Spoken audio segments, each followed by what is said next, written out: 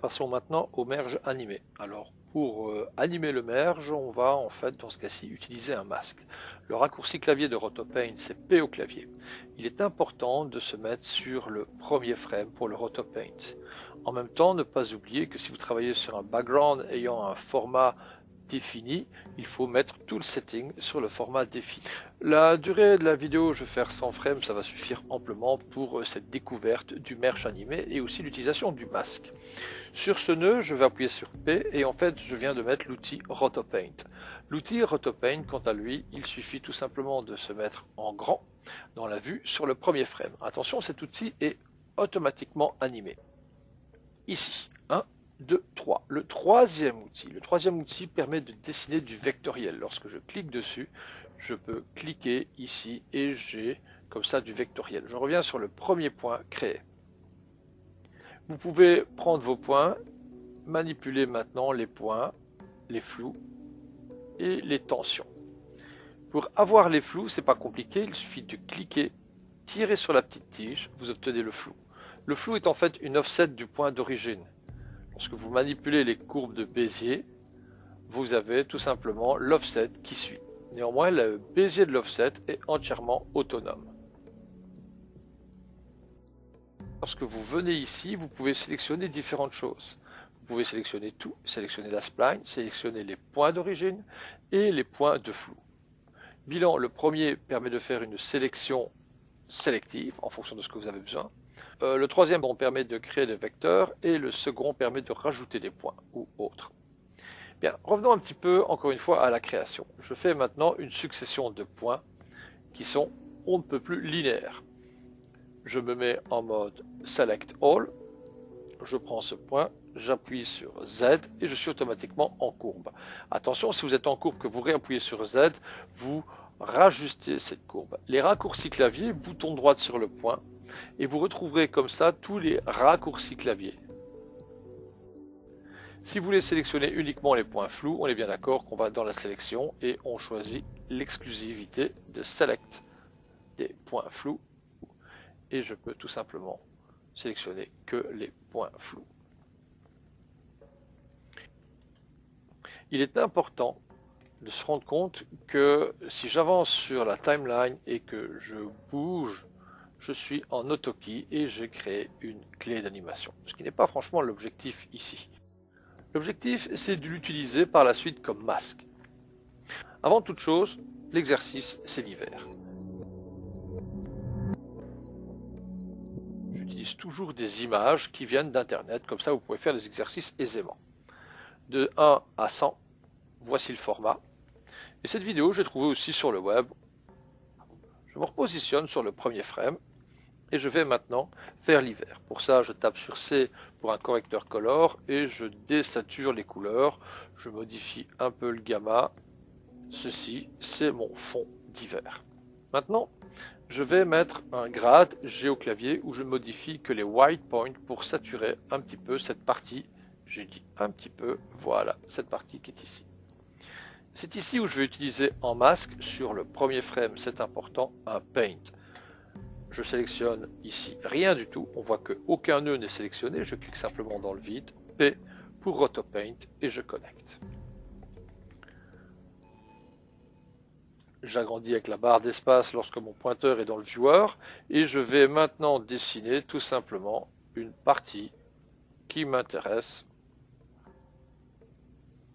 Voilà, on voit bien que le RotoPaint a agi dans cette zone. Je vais ajuster le grade pour que ça se voit mieux.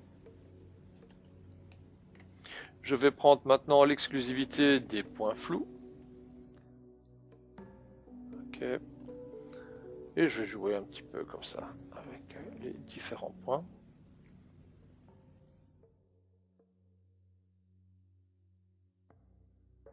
Pour ne plus voir le RotoPaint, j'enlève les propriétés et voilà ce que j'obtiens. Le grade, quant à lui, agit donc par rapport à ce masque que j'ai fait sur le premier frame. Je vais faire un merge maintenant, M au clavier.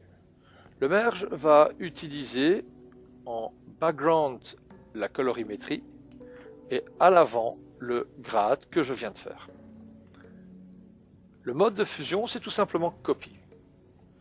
Bilan, je copie le grade qui subit un masque.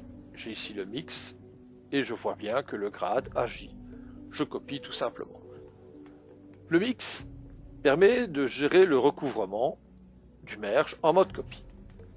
Je vais maintenant me placer sur le frame 20. Ici, je tape 20 en sélectionnant tout. Je fais Enter. Je me trouve donc sur le frame courant 20. Le mix, je vais l'animer, bouton droite, Set Key, sur les icônes qui gèrent en fait les animations. Sur le frame 60, je mets le mix à son maximum. Je viens d'avoir ici une animation. Le petit A est là. Je vérifie mon animation et j'ai progressivement le givre qui apparaît. Il est intéressant de se rendre compte que cette partie, ces deux outils, donc la source et l'outil qui est ici, donc la source, l'outil de lecture et l'outil de color correction, me permettaient de faire le fond désaturé, tandis que le grade qui était là me permettait de faire le givre. Je vais montrer une astuce, après tout vous le méritez bien maintenant. Je vais faire Tab et je vais taper Backdrop. Backdrop me permet en fait d'englober une partie, et cette partie englobée va toujours suivre. Attention, pour supprimer, enlever le fait d'englober des outils car vous risquez d'entraîner la suppression, mais son contenu. Le backdrop qui est ici, je vais le renommer en disant que c'est l'arrière-plan. Dans label, je vais mettre par exemple que c'est une correction de saturation. Et on voit automatiquement ici les annotations. Ces annotations, vous pouvez modifier la typo, la taille de la typo, etc. Backdrop, double-clic, ça je vais l'appeler givre, une couleur qui fait penser au givre, voilà. Ce qui permet de personnaliser et de voir comme ça les backdrops automatiquement. Ça c'est mon mix animé, on va refaire un backdrop, on prend, voilà, double-clic, et ça c'est mix givre,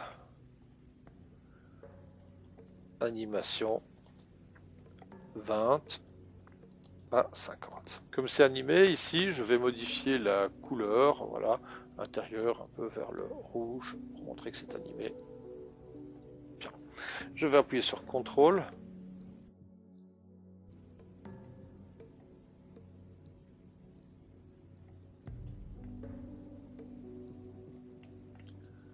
Bien, bien, bien. Nous avons maintenant un merge animé. Je vais rajouter un autre merge. Le background va être en fait tout mon travail, et donc c'est l'animation de 20 à 50. Je mets cette vidéo. Le mode de fusion que je vais utiliser, c'est le noir qui va être transparent, donc je vais mettre en mode screen, et je regarde ce que ça donne. Ah, c'est un peu bête parce que les flocons vont vers le haut. Donc lui, je fais un transform, T au clavier, et la rotation, je vais mettre 180 degrés, et je vais valider les 180 degrés. Si vous validez comme ça les 180 degrés en mode rotation, les flocons tombent vers le bas car ils ont été inversés à 180 degrés. Le merge qui est ici, je vais dire que c'est le merge que je vais appeler givre mix anime, comme ça je m'y retrouve. Et l'autre merge qui est là, c'est tout simplement le flocon, je vais l'appeler flocon mix. Ok.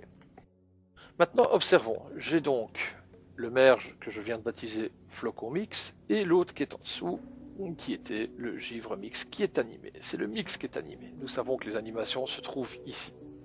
Je vais cliquer avec le bouton de gauche en maintenant CTRL enfoncé. Pendant toute l'opération, CTRL va être enfoncé.